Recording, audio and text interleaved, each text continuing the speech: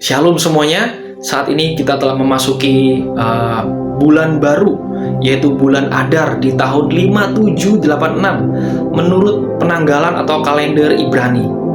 Nah, saat ini saya mau bagikan ada pesan-pesan profetik di dalam bulan Adar ini. Bulan Adar juga disebut sebagai bulan pembebasan dan bulan keputusan. Kita tahu di dalam bulan Adar ini ada satu hari raya yang penting bagi bangsa Israel, yaitu hari raya Purim. Kita bisa baca di dalam kisah Esther. Nah, sebagai umat yang telah ditebus, sebagai umat yang telah dibebaskan, maka dari itu saudara, kita harus tahu setiap keputusan yang kita ambil itu harus tidak boleh salah. Keputusan yang kita ambil harus menyenangkan hati Tuhan. Kita sudah tidak boleh lagi memutuskan sesuatu hal menurut kehendak dan hati kita sendiri tanpa melibatkan Tuhan. Padahal identitas kita adalah identitas umat yang ditebusnya, dimerdekakan oleh Tuhan melalui darahnya dan melalui firman-Nya. Ada satu ayat yang luar biasa di dalam Yeremia 29 ayat 11 sampai 12. Sebab aku ini mengetahui rancangan-rancangan apa yang ada padaku mengenai kamu. Demikianlah firman Tuhan, yaitu rancangan damai sejahtera dan bukan rancangan kecelakaan, untuk memberikan kepadamu hari depan yang penuh harapan. Dan apabila kamu berseru dan datang untuk berdoa kepadaku, maka aku akan mendengarkan kamu. Oh, dahsyat. Ketika ayat ini ditulis, sebab aku ini mengetahui rancangan-rancangan, kita tidak akan pernah bisa memasuki rancangan Tuhan yang damai sejahtera itu, yang memberikan hari depan yang penuh harapan, jika kita memutuskan yang salah.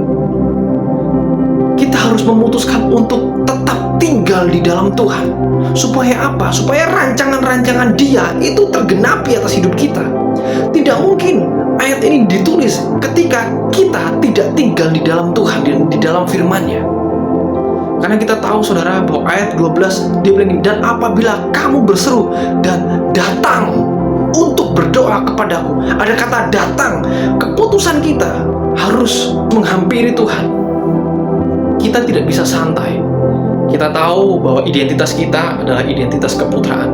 Identitas kita adalah identitas yang mahal. Kita bukan lagi budak dosa, tetapi kita adalah umat yang ditebus. Alkitab mencatat, kamulah bangsa yang kudus, imamat yang rajani, umat kepunyaan Allah. Wah, dahsyat. Saudara, kita tahu ketika Alkitab mencatat kamulah imamat yang rajani, berarti apa saudara? Berarti ada kehendak Tuhan yang ada di dalam hidup kita. Itu yang harus kita utamakan dalam kehidupan kita sehari-hari. Mari saudara, untuk supaya kita menggenapi rancangan-rancangan Tuhan yang memberikan hari depan yang penuh dengan harapan, hanya ada satu jalan, yaitu melalui Yeshua HaMashiach. Karena Dia berkata, akulah jalan dan kebenaran dan hidup. Maka dari itu saudara, kita harus tinggal di dalam Dia. Kita tidak boleh hanya sekedar level percaya. Kita harus upgrade dari level percaya menjadi level orang yang tinggal. Karena orang yang percaya belum tentu orang yang tinggal.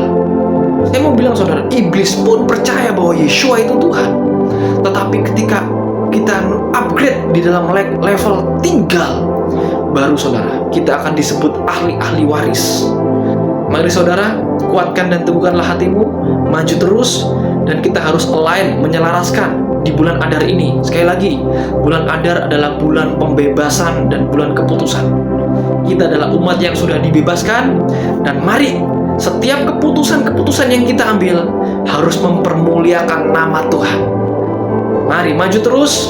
Tuhan Yesus memberkati. Shalom.